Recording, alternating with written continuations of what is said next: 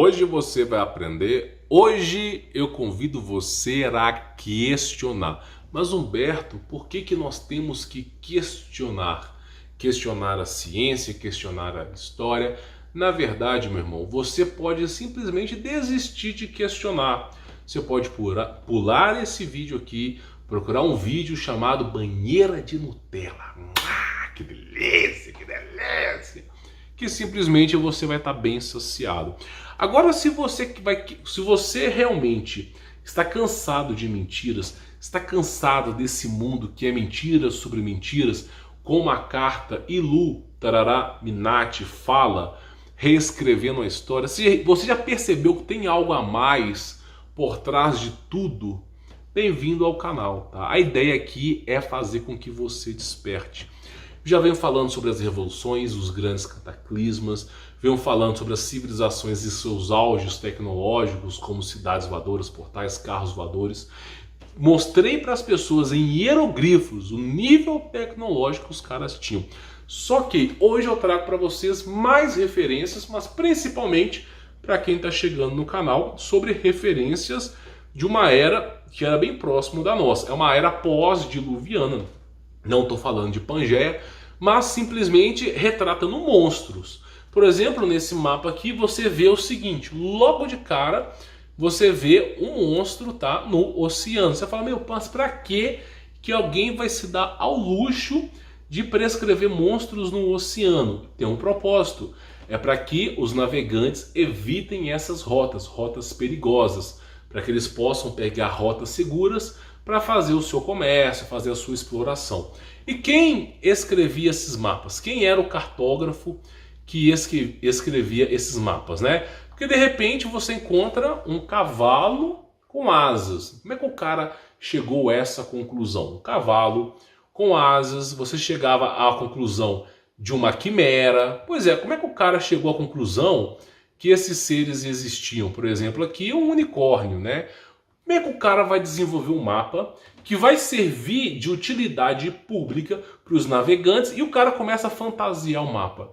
Será que o cara realmente estava fantasiando o mapa? Ou será que ele estava falando assim, ó, não vá para esse local porque existem seres estranhos. Evite esses locais se você quer preservar, tá, o seu comércio, a sua bagagem para você poder ir dos locais. Isso inclusive tinha no Brasil também, depois eu falo sobre isso. Então o cara prescreveu o mapa inteiro, tá? Eu coloquei o mapa de cabeça para baixo aqui, mas é o mapa do Urbano Monte sobre o mundo, tá? Você no seu mapa mundi é praticamente aqui, ó, Brasil, América, Estados Unidos, Canadá, aí tem Ásia, China, Rússia, Austrália, e é isso. Esse é o mapa do mundo que você tem. Só que aí, de repente você começa a ver que existem, né, mais continentes, que realmente intrigam a ciência. Para que alguém vai se dar o luxo de escrever o dobro de continentes que existem, né? Para que o cara vai comprar um mapa desse para fazer grandes navegações? Então tudo tem um propósito, tá? Tudo tem um propósito. Por exemplo, aqui vai se retratando esses mares, né? As rotas que você deveria tomar, inclusive os vórtices, né? Se você entrar ali, você vai sair 20, 30 anos depois de algum canto aí. Então as coisas eram intrigantes. Não pergunte para mim, não sou o dono desse mapa, mas eu gostaria de conversar com quem o escreveu, né? Para tentar entender a conclusão que ele chegou sobre esses seres. Que, inclusive, tem uma parte do mapa aqui, não sei se é essa aqui, mas ele retrata seres humanos que se transmutavam, tá? Biologicamente, quimicamente, se transformavam em fogo, voavam pelos céus, depois pousavam e voltavam a ser humano. Não me pergunte, o cara escreveu isso e ainda falou, é essa região que tem esses caras. Aí virou o filme A Tocha Humana. Então assim, o cara escreveu esse mapa, tá? Tem algum propósito, a gente vem debatendo isso aqui, tentando entender, tá? E foi escrever nesses mapas, ó, você vai pegar essa rota aqui, tem esses seres estranhos no lugar, tem que evitar. E o cara foi escrevendo o mapa. Foi escrevendo o mapa, inclusive animais gigantes, inclusive o lugar que tem seres humanos que voam, é chamado Terra del Fuego, tá? Só para você poder entender. Inclusive, eu não posso te comprovar, mas eu chego à conclusão que o Jardim do Éden foi nesse lugar aqui. Porque tinha uma montanha de fogo, né? E aí Noé saiu desse lugar, né? E a arca dele foi empurrada para um outro canto lá. E tem esses rios que passam lá, que é retratado como no Jardim do Éden, nas bordas da Antártida. Não me pergunte, é uma teoria, uma epífase que eu tenho que eu não posso nem te comprovar, meu amigo. Nós não temos referências sobre isso, mas é o que eu acredito. E os caras retratando aqui, ó, regiões de gigantes, ciclopes, naves, seres imensos. Então os caras estavam retratando. Aí eu te faço uma pergunta, né? Para que os caras vão retratar que nessa região tem gigantes?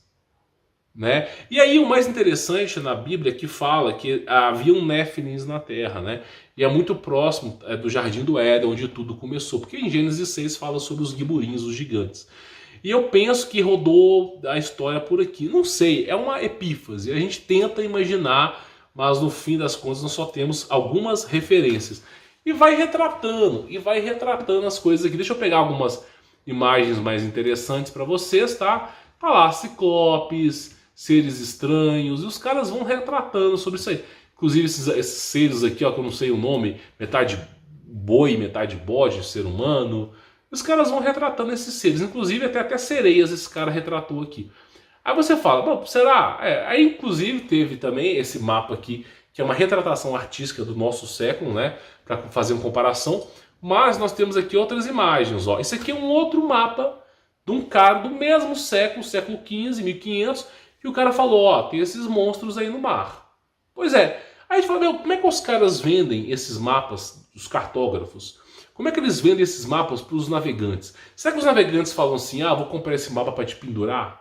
Ou você acha que eles não usavam esses mapas antigos? Eu acho que usavam. Aí você fala, meu, como é que o cara descreve tanto bicho estranho, tanta coisa? Aí você entra na Bíblia no processo de hibridização, né? Da mistura mistura dos anjos com os seres humanos e o processo de hibridização. Inclusive o ornitorrinco, para mim, é um animal híbrido, né? Pois é o que eu acredito. Então, assim, esses mapas antigos existiram, tá? O tempo todo esses mapas antigos, eles vão existindo, vão existindo. É só você pesquisa mapa antigo, você cai o queixo de tantos mapas que existem, tá? Então, assim, os caras vão, inclusive esses seres, ó, seres que parecem, né? Eu não vou dizer o nome aqui, coisa feia. Então, assim, eles vão retratando esses seres, retratando, né? Eu falei assim, ó, evite essas rotas. E inclusive esses seres aqui que eu não faço nem ideia do que são. Então eles vão retratando nos mapas antigos. Isso aqui é Urbano Monte, tá? É um cartógrafo bem conhecido no passado. E claro, né, que delícia, que delícia. Adivinha só quem escondeu esse livro aqui durante 50 anos? Adivinha só. C-I-A. Pois é, que delícia. Então simplesmente tinha um geólogo, tá, que trabalhava para o governo, que descobriu que acontecia grandes cataclismas no passado, que no auge da tecnologia humana, tá, alguma coisa acontecia, resetava a civilização. Por isso nós temos steampunk, cyberpunk, dieselpunk, steampunk, sailpunk, entre outras civilizações. Então ele descreveu sobre os grandes cataclismas cíclicos, né?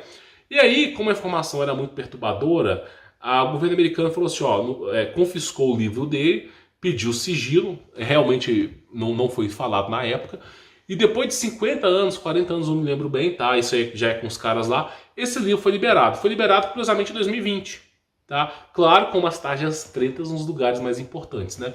Mas foi liberado. E aí esse livro fala sobre os grandes cataclismos. Com base nesse livro, você começa a procurar informações sobre o assunto, e você encontra pessoas retratando, né, que também houve grandes cataclismos. Por exemplo, a Terra, no passado, tá retratada aqui, e após um grande cataclismo, um mapa bem antigo, ficou assim. São alegorias, são representações antigas, né? Mas eu falei, meu, como é que os povos antigos retratavam isso? Então, simplesmente, o que eu quero só para mostrar para vocês aqui, é que a realidade ela pode ser bem perturbadora. Então, os mapas antigos, eles fazem referências sobre essas coisas, tá? Deixa eu pegar aqui para vocês, mas olha só que coisa interessante. Meu irmão, como é que pode ter o dobro de continentes? O dobro de continentes na Terra? Pois é, aí de repente, é como eu mostrei para vocês, né? Você tá lá, inclusive meus vídeos passados, você é um mergulhador, vai mergulhar no mar, você começa a encontrar resquícios de civilizações antigas. Alguma coisa aconteceu no passado, numa era pós-diluviana, depois do dilúvio, não é Pangeia, tá? Que esses continentes foram erradicados. a mando de não sei o que, esses continentes foram erradicados. Tá? E são continentes como Lemúria, grande tecnologia, Atlantis, grande tecnologia. Tem mais 4 grandes civilizações que eu esqueci o nome aqui, de grandes tecnologias, simplesmente foram erradicadas. Qual que é o palpite? Provavelmente são civilizações híbridas entre anjos e seres humanos que Deus preferiu erradicar. E aí preservou-se o núcleo da Terra, e nesse núcleo apenas os seres humanos. Isso pode ter ocorrido, esse mapa de Urbano Monte pode ser retratado como a era pré-diluviana, mas também, ao que tudo parece, está retratado no século XV, 1500, tá? Por que ele retratou isso? Não faço a menor ideia. Mas é bem curioso que ele faça esses mapas, né? Inclusive, como é que pode tantos continentes que não existiam? Como é que o cara vende uns mapas desses para os navegantes, né? Por que tanta gente comprava esses mapas? Ah, será que era brincadeira ou será que o pessoal usava a sério? Aí eu falo uma coisa para você, para piorar a situação, existe um tratado internacional que a borda da Terra, dizem, né, que a Antártida você não pode explorar, ela é protegida com o tratado internacional de vários países. Ou seja, ferrou, não dá nem para saber o que tem do outro lado lá mais. Então existe uma limitação para o ser humano que pode ir e vir. É um grande curral, uma grande refazenda, como o Zé Ramalho falava mesmo. Então você não pode nem pôr do lado que tem um tratado dos governos aí. Então, assim, são coisas bem estranhas, tá? E aí você vai começa tudo isso a casar bem com a Bíblia, com o Giborim e Néfilis. Por isso que Cristo mesmo fala, o mundo jaz no maligno. Esse mundo aqui é do mal. Os seres aqui presentes são do mal. Cyberpunk, dieselpunk, sailpunk, steampunk, atompunk, biopunk, tudo isso, grandes civilizações do passado, cataclismos cíclicos, tudo isso tem as suas origens nas trevas. Tem as suas origens no mal, porque o mal perverte os homens tentam destruir uns aos outros, e a benevolência de Deus é como faz o quê? Uma floresta podre, que está com suas raízes podres, mofadas, vem um grande incêndio, destrói a floresta, aquela floresta se torna adubo, né? Cinzas, adubo, e simplesmente nasce uma nova floresta. É a maneira, o locus operandi de Deus. Então simplesmente são coisas bem estranhas, bem estranhas, tá? Mas eu queria retratar isso para vocês porque o povo do passado falava, né? Ah, se essas informações não fossem tão importantes assim, por que eles deixariam 50 anos ocultas essas histórias? Por quê? Tem algum motivo, né? Então a gente começa a questionar. Agora, a verdade absoluta nós não temos, né? Porque nós não nos é repassado grande conhecimento. Apenas pequenas alegorias, pequenos resquícios, e cabe a todo mundo, assim como eu faço, imaginar. Porque é o que dá para fazer com o que nós temos, tá bom?